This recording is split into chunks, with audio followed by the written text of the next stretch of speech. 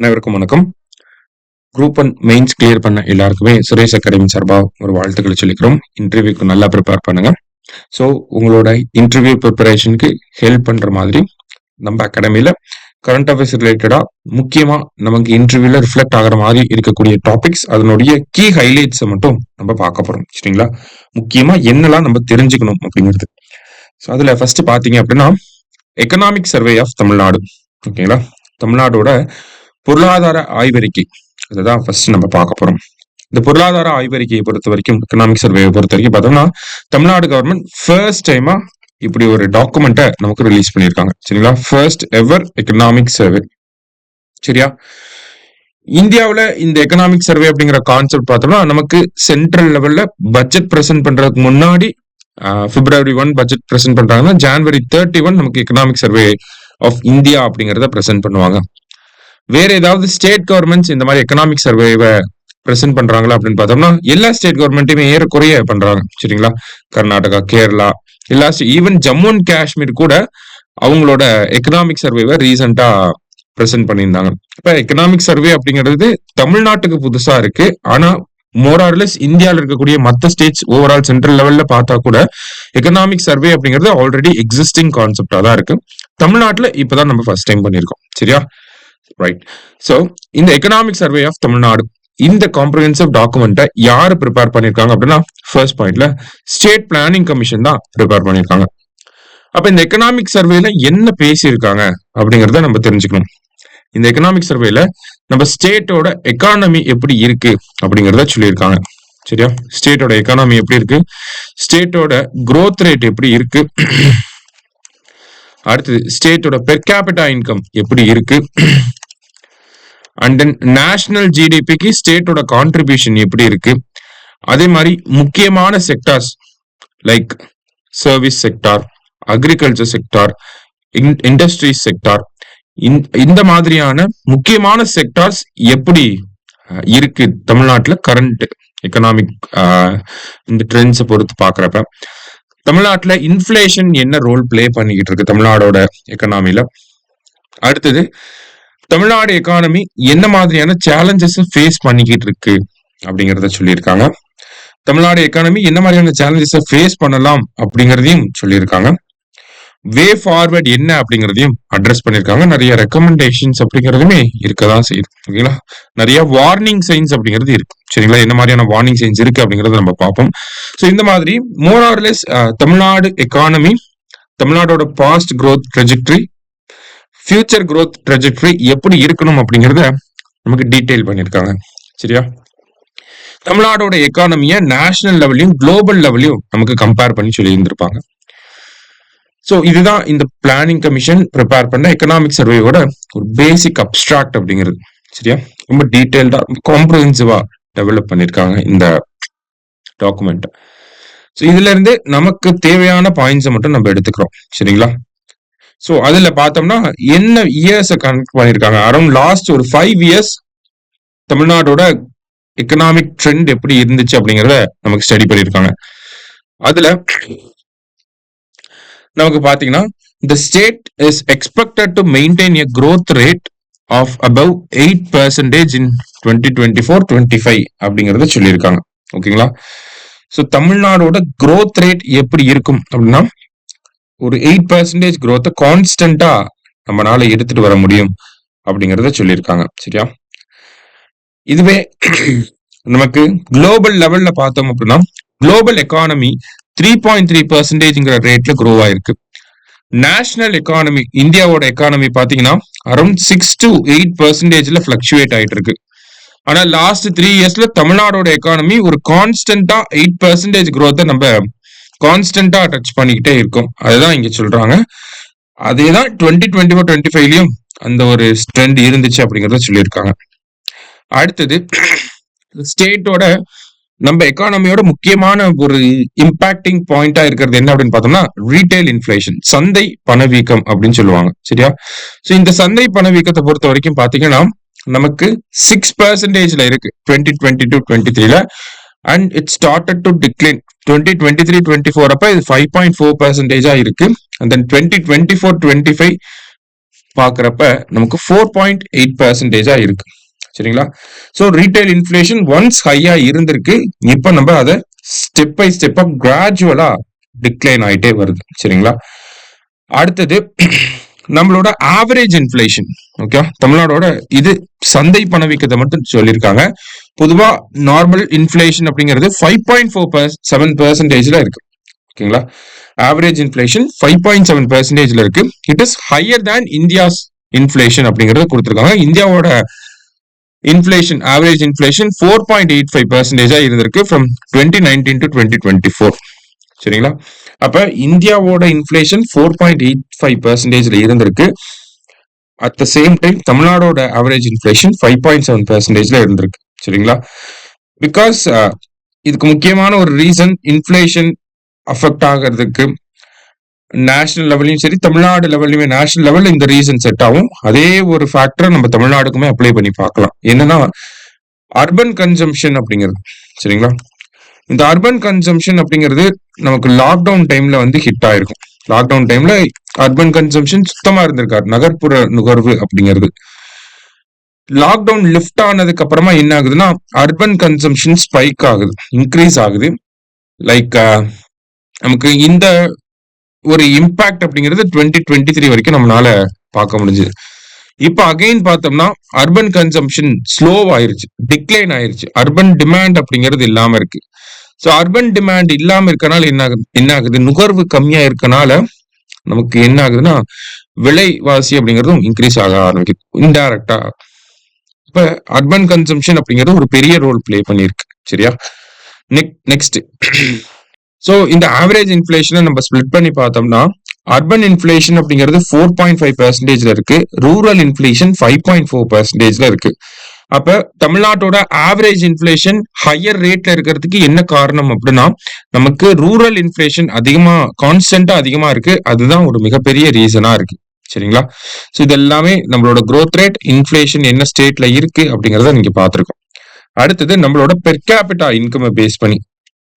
So இந்த per capita income base பண்ணி last year பார்த்தோம்னா Madras school of economics and then finance டிபார்ட்மெண்டோட கைடன்ஸ்க்கு கீழே மெட்ராஸ் ஸ்கூல் ஆஃப் எக்கனாமிக்ஸ் தமிழ்நாட்டோட பெர் கேபிட்டா இன்கம் ரிலேட்டடா ஒரு ஸ்டடி கொடுத்திருப்பாங்க. ஸோ அந்த ரிப்போர்ட் பேஸ் பண்ணி பாக்குறப்ப கூட நமக்கு தமிழ்நாட்டோட பெர் கேபிட்டா இன்கம் 2.78 லேக்ல இருக்கு. ஓகேங்களா? தனிநபர் வருமானம் அப்படிங்கிறது 2.78 லட்சம்ல இருக்கு. இது நேஷனல் லெவல்ல விட 1.64 டைம்ஸ் ஹையரா இருக்கு அப்படிங்கறத சொல்லியிருக்காங்க. நேஷனல் லெவல்ல எவ்வளோ, தேசிய அளவுல தனிநபர் வருமானம் அப்படிங்கிறது 1.69 லேக்ல இருக்கு. சரிங்களா? தேசிய அளவுல 1.69 லேக். ஆனா தமிழகத்துல தனிநபர் வருமானம் அப்படிங்கிறது 2.78 லேக்கா இருக்கு. இந்தியாவிலேயே 4வது பெரிய மாநிலமாக இருக்கு Tamil Nadu in terms of per capita income. தனிநபர் வருமானத்தை ஒரு தரவுகோலா நம்ம அதை அடிப்படையா வச்சு பட்டியலிட்டு பார்க்கிறப்ப தமிழ்நாடு 4வது பெரிய மாநிலமாக இருக்கு. சரிங்களா? அதே மாதிரி தமிழ்நாடு நேஷனல் ஜிடிபிக்கு எவ்வளவு கான்ட்ரிபியூஷன் பண்ணிருக்காங்க அப்படிங்கறத நம்ம தெரிஞ்சுக்கிறோம். நேஷனல் ஜிடிபிக்கு தமிழ்நாடோட கான்ட்ரிபியூஷன் 9.21%. லைக் தமிழ்நாடு பொறுத்த வரைக்கும் பார்த்தோம்னா 2% land area, 6% of the population, 9% of the national GDP contribution இருக்கு அப்படிங்கறத பேப்பர்ல கொடுத்திருந்திருப்பாங்க. சரியா? அடுத்தது gross state domestic product GSDP current பிரைசஸ்ல பார்த்தோம்னா 27 லேக் crore டச் பண்ணிட்டு இருக்கும். ஓகேங்களா? அதனால நம்மளோட நாமினல் growth அப்படிங்கிறது 13%ல இருந்துச்சு, 13.71%. ரியல் growth அப்படிங்கிறது 8.33%ல இருந்துச்சு. இதுதான் நம்ம முன்னாடியே பார்த்தோம். கான்ஸ்டன்டா தமிழ்நாடு 8% growth கிளிக் பண்ணிட்டே இருக்காங்க அப்படின்னு சொல்லி. சரியா?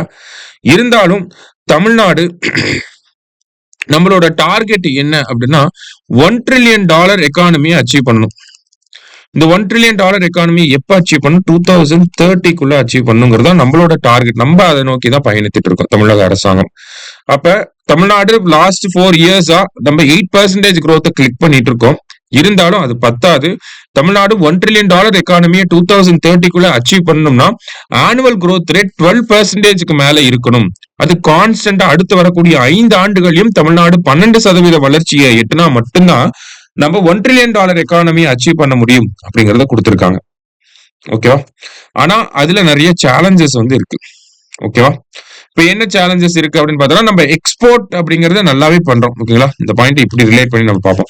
எக்ஸ்போர்ட் அப்படிங்கிறது தமிழ்நாடு எக்ஸ்போர்ட் ப்ரிப்பேர்ட்னஸ் இண்டெக்ஸ்ல நித்தி ஆயோட எக்ஸ்போர்ட் ப்ரிப்பேர்ட்னஸ் இண்டெக்ஸ்ல டாப் ஸ்டேட்டா இருக்கும். ஆட்டோமொபைல் எக்ஸ்போர்ட்ஸ் அதிகமா இருக்கு. கார்கோ ஹேண்ட்லிங்ல நம்ம தான் அதிகமா இருக்கும். லீட்ஸ்ங்கிற ஒரு சர்வே இருக்கு. ஓகேங்களா? Logistics ease across different states அப்படின்னு சொல்லுவாங்க. ஓகேங்களா? ஸோ இந்த கார்கோ ஹேண்ட்லிங் இந்த சர்வேலையும் தமிழ்நாடு அச்சீவர் கேட்டகரியில இருக்கும். எலக்ட்ரானிக்ஸ் எக்ஸ்போர்ட்ஸ்ல நம்ம டாப் ஸ்டேட்டா இருக்கும். இந்த மாதிரி எக்ஸ்போர்ட் ஓரியன்ட் பாலிசி நமக்கு இருக்கு. எக்ஸ்போர்ட் ப்ரொமோஷன் பாலிசி EPS சொல்லி ஒரு பாலிசி இருக்கு. அப்ப எக்ஸ்போர்ட் ஓரியன்டா நம்ம நல்லா growth இருந்தாலுமே எக்ஸ்போர்ட்ஸ் அப்படிங்கிறது எக்ஸ்போர்ட்ஸோட எக்கனாமிக் வேல்யூ அப்படிங்கிறது இன்க்ரீஸ் ஆகணும். அதுதான் இங்க சொல்லியிருப்பாங்க. எக்ஸ்போர்ட்ஸோட எக்கனாமிக் வேல்யூ $100 பில்லியன் அச்சீவ் பண்ணணும். இது ஒரு கீ ஃபேக்டரா இருக்கும் நம்ம $1 trillion எக்கானமி அச்சீவ் பண்றது. சரிங்களா? நம்ம 100 பில்லியன் பொருளாதார அளவுக்கு ஏற்றுமதிகளை கொண்டு வரணும். அப்படி கொண்டு வந்தோம்னா $1 trillion எக்கானமி அப்படிங்கிற கோலை அச்சீவ் பண்றதுக்கு இன்னும் ஒரு ஸ்டெப் க்ளோஸரா நம்ம போயிடும். சரியா?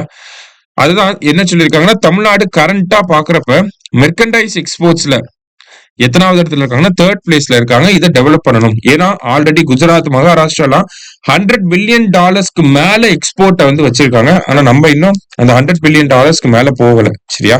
சோ அதுதான் சொல்லியிருக்காங்க. ஆனா இதெல்லாம் வந்து பாசிட்டிவ்ஸா இருக்கிறப்ப நம்ம வந்து growth ஆயிரலாம் அப்படிங்கிற நினைக்கிறப்ப அதுல ஒரு சிக்கல்கள் இருக்கு.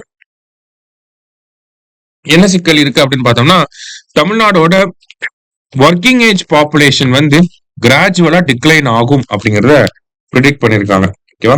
தமிழ்நாடோட working age population gradual decline இருக்கும். எப்படி அப்படின்னு பாத்தீங்கன்னா 2021ல நம்மளோட ஒர்க்கிங் ஏஜ் பாப்புலேஷன் 66.4% இருக்கு. இதுவே 2036ல பாத்தீங்கன்னா நம்மளோட ஒர்க்கிங் ஏஜ் பாப்புலேஷன் 63% தான் இருக்கும் அப்படிங்கறது சொல்லியிருக்காங்க. அப்ப கரெக்டா ஒரு 15 வருஷத்துல மோரார்லெஸ் ஒரு 3% நமக்கு குறையுது ஒர்க்கிங் ஏஜ் பாப்புலேஷன். இது ஏன் அப்படிங்கறத நம்ம பின்னாடி பார்ப்போம். ஆனா இது வந்து நம்ம ஃபேஸ் பண்ணக்கூடிய ஒரு பிக்கஸ்ட் சேலஞ்சா இருக்கு. அடுத்தது அக்ரிகல்ச்சர் ரிலேட்டடா பாக்குறப்ப அக்ரிகல்ச்சர் நமக்கு கிராஸ் ஸ்டேட் வேல்யூ ஆடட்ல 6% கான்ட்ரிபியூட் பண்ணுது. சரிங்களா? இது ஒரு முக்கியமான பாயிண்ட். அதே மாதிரி அக்ரிகல்ச்சர் அண்ட் ரிலேட்டட் ஆக்டிவிட்டிஸ், விவசாயம் மற்றும் அதை சார்ந்த மற்ற ஆக்டிவிட்டிஸ் பார்த்தோம்னா நமக்கு ரூரல் ஒர்க் ஃபோர்ஸ்ல 41% ஆஃப் த பீப்புள் அதுலதான் என்கேஜ் ஆகியிருக்காங்க. ஓகேவா? விவசாயம் அதை சார்ந்த வேலை வாய்ப்புகள் இருக்கு இல்லையா? அதுலதான் நமக்கு கிராமப்புற மக்கள் கிட்டத்தட்ட 41.1% மக்கள் வந்து அங்கதான் வேலை செஞ்சுக்கிட்டு இருக்காங்க. இப்போ அக்ரிகல்ச்சர் இன்னுமே டிரைவர் ஆஃப் த ரூரல் எக்கானமியா இருக்கு ரூரல் தமிழ்நாடுல. ஓகேவா? அந்த கிராமப்புற பொருளாதார வளர்ச்சிய அதனுடைய முக்கியமான பங்கு யாருக்கு இருக்குன்னா இன்னும் விவசாயத்துக்கு இருக்கு அப்படிங்கறத சொல்லியிருக்காங்க. அதே மாதிரி இன் டர்ம்ஸ் ஆஃப் அக்ரிகல்ச்சர்னு பாக்குறப்ப தமிழ்நாடு ஒரு வல்னரபிள் ஸ்டேட்டா தான் இருக்கு அப்படின்னு சொல்லியிருக்காங்க. Because it is vulnerable to monsoon.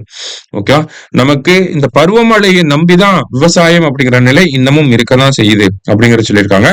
அதோட கூடுதலா ஆடட் சேலஞ்சா என்ன இருக்கு அப்படின்னா கிளைமேட் சேஞ்ச் அப்படிங்கிறது ஆடட் சேலஞ்சா இருக்கு. ஓகேங்களா? கிளைமேட் சேஞ்ச்னாலையும் நம்மளோட விவசாயம் பாதிக்கப்படுது அப்படிங்கறத சொல்லியிருக்காங்க. இப்போ கிளைமேட் சேஞ்ச் அப்படிங்கிறது ஒரு பெரிய ஃபேக்டர் தான். ஸோ இதுக்காக கிளைமேட் ஸ்மார்ட் அக்ரிகல்ச்சர் ப்ராக்டிசஸ் இந்த மாதிரி நிறைய ரெக்கமெண்டேஷன்ஸ் அப்படிங்கறதையும் நமக்கு கொடுத்துருப்பாங்க. சரியா? ஸோ கிளைமேட் வல்னரபிளா இருக்கு, அதுல இருந்து ஓவர் கம் பண்றதுக்கு climate smart agriculture, mechanisation of agriculture for increasing the productivity, நம்மளோட உற்பத்தி திறனை அதிகப்படுத்துறதுக்கு இயந்திரமயமாக்கலை கொண்டு வரணும். இந்த மாதிரியான ரெக்கமெண்டேஷன்ஸ் அப்படிங்கிறதுமே இருக்கு. அடுத்தது தமிழ்நாடை பொறுத்த வரைக்கும் பார்த்தோம்னா ஆயில் சீட்ஸோட ப்ரொடக்டிவிட்டி, கிரவுண்ட் நட் அதோட ப்ரொடக்டிவிட்டி, சுகர் கேனோட ப்ரொடக்டிவிட்டில எல்லாம் டாப் ஸ்டேட்டா நம்ம இருக்கோம். மெய்ஸோட ப்ரொடக்டிவிட்டியில 2nd பிளேஸ்ல இருக்கும். பேடியோட ப்ரொடக்டிவிட்டியில 3rd பிளேஸ்ல நம்ம இருக்கோம். சரிங்களா? அடுத்தது இந்த சமூக நல திட்டங்களுக்காக தமிழக அரசாங்கம் செலவு பண்ணக்கூடிய தொகை அப்படிங்கிறது 79,000 கோடியில இருந்து 1,15,000 கோடியா கடந்த 4 ஆண்டுகள்ல உயர்ந்திருக்கு அப்படிங்கறத சொல்லியிருக்காங்க. ஓகேவா? சமூக நல திட்டங்களுக்காக. ஓகேங்களா? சோ இதெல்லாம் கேபிட்டல் எக்ஸ்பெண்டிச்சர் கீழே தான் கொண்டு வராங்க. It's an investment in people தான். சரியா? அந்த டிவைடன்ஸ் அப்படிங்கிறது நமக்கு லேட்டர் ஸ்டேஜஸ்ல நமக்கு கிடைக்கும். சோ சோசியல் வெல்ஃபேர் எக்ஸ்பெண்டிச்சர் அப்படிங்கிறது தமிழ்நாட்டுல அதிகமா தான் இருக்கு. 1,15,000 கோடியா இன்க்ரீஸ் ஆயிருக்கு அப்படிங்கறத சொல்லியிருக்காங்க. அடுத்ததா பார்த்தோம்னா தமிழ்நாடோட பிக்கஸ்ட் அட்வான்டேஜ் அச்சீவ்மெண்டா இந்த ஒரு விஷயத்த நம்ம சொல்லலாம். எக்கனாமிக் சர்வேல தமிழ்நாடை பத்தி என்ன தெரிஞ்சிருக்கு அப்படிங்கிறத இதெல்லாம் நம்ம எக்ஸ்பிளைன் பண்றோம். அதுல ஒரு கீ அட்வான்டேஜ் அப்படிங்கறத பாத்தீங்கன்னா, அச்சீவ்மெண்ட் அப்படிங்கறத பாத்தீங்கன்னா, பாவர்ட்டி ஹெட்கவுண்ட் ரேஷியோ. ஓகேங்களா, நம்மளோட இந்த வறுமை விகிதம் அப்படிங்கறத டிராஸ்டிக்கா கம்மி பண்ணியிருக்கோம். ஓகேங்களா, 2005-6 நம்மளோட வறுமை விகிதம் 36.54% இருந்திருக்கு. இப்ப 2022-23 பாத்தீங்கன்னா நமக்கு இது அந்த டேட்டா 1.43% இருக்கு. ஓகேங்களா, இதுவே நேஷனல் லெவல்ல இந்த கம்பேரிசன் எடுத்து பார்த்தோம்னா 2005-6 இந்தியாவில அந்த பாவர்ட்டி ரேட் அப்படிங்கிறது 55% இருந்திருக்கு. இதுவே 2022-23 11.28%. ஆனா தமிழ்நாட்டுல பாவர்ட்டி ரேட் அப்படிங்கிறது 1% தான் இருக்கு, 1.43% தான் இருக்கு. ஸ்டில் இதையும் நம்ம கம்மி பண்ணணும். ஆனா இது ஒரு பிக்கஸ்ட் அச்சீவ்மெண்டா நம்ம பாக்குறோம். சரியா, அடுத்தது இந்த சர்வே என்ன சொல்லியிருக்காங்க அப்படின்னா, தமிழ்நாடோட சேலஞ்சஸ் சொல்லியிருக்காங்க. ஓகேவா, ஒரு சேலஞ்ச் பார்த்தா நமக்கு இந்த ஒர்க்கிங் ஏஜ் பாப்புலேஷன் கிராஜுவலா டிக்ளைன் ஆயிட்டே இருக்குன்னு சொல்லி அதுக்கு முக்கியமான காரணத்தை இங்க கொடுத்திருக்காங்க. என்ன காரணம் அப்படின்னா, Tamil Nadu is facing demographic transition அப்படிங்கிறது. ஓகேங்களா, டெமோகிராபிக் டிரான்சிஷன் அப்படின்னா இப்ப இந்தியா யங்கஸ்ட் நேஷன் அப்படின்னு சொல்றோம். இந்தியாவுக்குள்ள இருக்கக்கூடிய மாநிலங்களை நம்ம டெமோகிராபிக் டிரான்சிஷன் படி ஸ்பிளிட் பண்ணி பார்த்தோம்னா, நார்த் இந்தியா யங்கஸ்ட் ரீஜனா இருக்கு, சதர்ன் இந்தியா ஓல்டஸ்ட் ரீஜனா இருக்கு.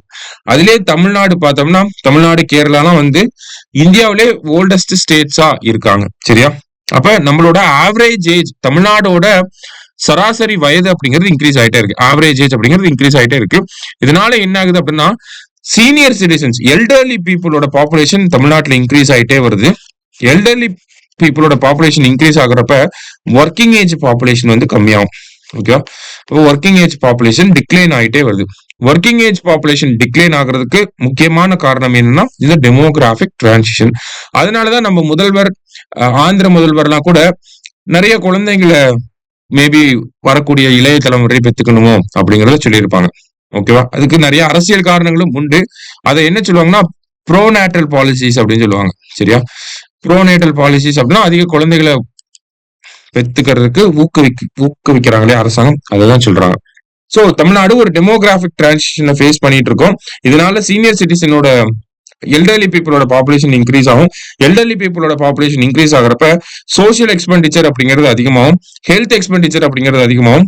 பர்சனலா பார்த்தோம்னா அந்த எல்டர்லி பீப்புளுமே அதிகமா ஹெல்த் கேர்ல இந்த மாதிரியான விஷயங்கள்ல ஸ்பெண்டிங் வந்து அதிகமாகும். டிபெண்டன்சி ரேஷியோ அப்படிங்கிறது அதிகமாகும். தமிழ்நாடோட ஓவரால் ப்ரொடக்டிவிட்டி அஃபெக்ட் ஆகிறதுக்கு வாய்ப்பு இருக்கு.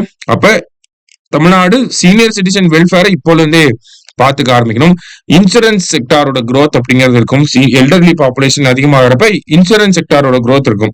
சீனியர் சிட்டிசன் அவங்க வந்து அந்த பென்ஷன் பெனிஃபிட்ஸ் அதெல்லாம் வந்து எக்ஸ்பெக்ட் பண்ணுவாங்க. ஹெல்த் இன்சூரன்ஸ் கவரேஜ் வந்து இன்க்ரீஸ் பண்ணுவாங்க. இந்த மாதிரியான நிறைய விஷயங்கள் இருக்கு. ஓகேவா, so demographic transition more or less நமக்கு பரிச்சயமான ஒரு விஷயம் தான் நிறைய பேருக்கு, குரூப் ஒன் கேண்டிடேட்ஸ் எல்லாருக்குமே. எபிடெமலாஜிக்கல் டிரான்சிஷன் அப்படிங்கிறது புது டேர்மா இருந்திருக்கும். இந்த எபிடெமலாஜிக்கல் டிரான்சிஷன் அப்படிங்கறத பாத்தீங்கன்னா இது நமக்கு தெரிஞ்சிருக்கா, வாய்ப்பு ஒரு சில பேருக்கு தெரிஞ்சிருக்கலாம் மேபி. ஸோ இந்த எபிடெமலாஜிக்கல் டிரான்சிஷன்னா என்னன்னா, நமக்கு தமிழ்நாடு நான் கம்யூனிகபிள் டிசீசஸ்ல இருந்து இப்போ நான் கம்யூனிகபிள் டிசீஸ்னால அஃபெக்ட் ஆக ஆரம்பிச்சிருக்கு. முன்னாடி ஒரு காலத்துல நம்ம கம்யூனிகபிள் டிசீசஸ்ல அஃபெக்ட் ஆகிட்டு இருந்திருப்போம். அதுக்கப்புறமா என்ன ஆகுது, நம்மளோட ஹெல்த் எக்ஸ்பெண்டிச்சர் அப்படிங்கிறது அதிகமாகுது. ஹெல்த் இன்ஃப்ராஸ்ட்ரக்சர் அப்படிங்கிறது நல்ல பெட்டர் ஃபெசிலிட்டிஸா வர ஆரம்பிக்குது. இந்த ஹெல்த் இன்ஃப்ராஸ்ட்ரக்சர் பெட்டரா டெவலப் ஆக நம்ம கம்யூனிகபிள் டிசீஸ்ல அஃபெக்ட் ஆகுறது கம்மியாகும். ஓகேங்களா, அந்த நோய் பரவல் அப்படிங்கிறது தடுக்கப்படும். சரிங்களா, ஒரு மோர் or less health infrastructure develop ஆயிருக்கு அப்படின்னா அந்த ஸ்டேட்ல, அந்த பர்டிகுலர் ஸ்டேட்ல பீப்புளோட லைவ்லிஹுட்டும் வளர்ந்திருக்கு, வாழ்வாதாரமும் உயர்ந்திருக்கு அப்படின்ற அர்த்தம். வாழ்வாதாரம் வளர வளர என்ன ஆகும் அப்படின்னா நமக்கு இந்த கம்யூனிகபிள் டிசீசஸோட இம்பாக்ட் கம்மியாகி நான் கம்யூனிகபிள் டிசீசஸோட இம்பாக்ட் அதிகமாகும். Non communicable diseases like heart attack and then blood pressure, diabetes, இந்த மாதிரியான டிசீசஸோட பரவல் அப்படிங்கிறது அதிகமாகும். தமிழ்நாடும் அதை தான் ஃபேஸ் பண்ணிட்டு இருக்காங்க.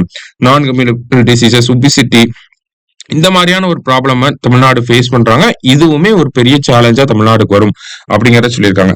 So transition from communicable disease to நான் கம்யூனிகபிள் டிசீசஸ், அதுதான் வந்து எபிடெமலாஜிக்கல் டிரான்சிஷன் அப்படின்னு சொல்றாங்க. ஸோ இதை பத்தியுமே நம்ம எக்கனாமிக் சர்வேல வந்து டீடைல்டா டிஸ்கஸ் பண்ணியிருந்திருப்பாங்க. சரியா?